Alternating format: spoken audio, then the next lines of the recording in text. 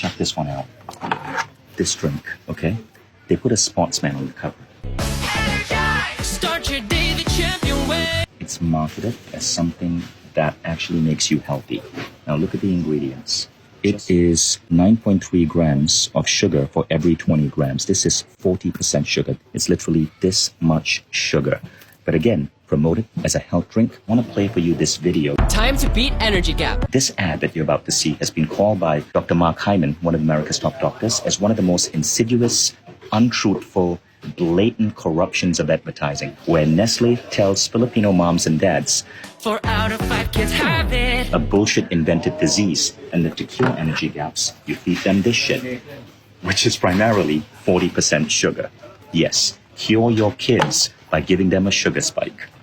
Now the breakfast aisle, everything from Bovril to jams to preserves. How is this in the breakfast aisle? This is essentially chocolate. Nutella and Ferrero Rocher have been sued for portraying chocolate as breakfast. But worse than that, this isn't even real chocolate.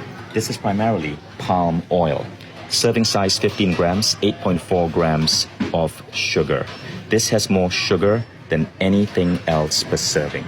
I had an employee of Ferrero write to me to say thank you for exposing this, because while working for Ferrero, we literally had meetings where we had to brainstorm new ways to label sugar so the public wouldn't detect it.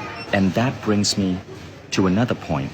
Companies like this are often coming up with new ways to label sugar. This is actually a phenomenon. The British Heart Association has made a chart so you can be aware of all the different names for sugar that companies put on their packaging to confuse you.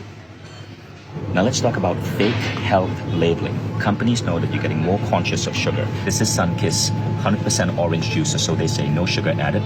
Observe the price, $10.66, right? Now this apparently is the lower grade option, okay, $5.83. The no sugar added is double the price. And if you actually look at total sugars per serving, it's 22.5 grams. You look at the one that's cheaper, it's actually 21.3 grams of sugar.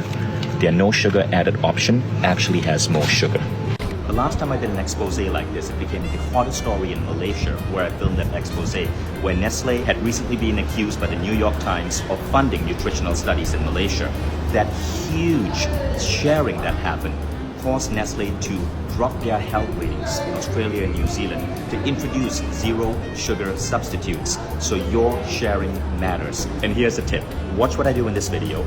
Take a trip to a grocery store in your country, in your community, and create a video like this in your language to share with your community. Let's take these companies on.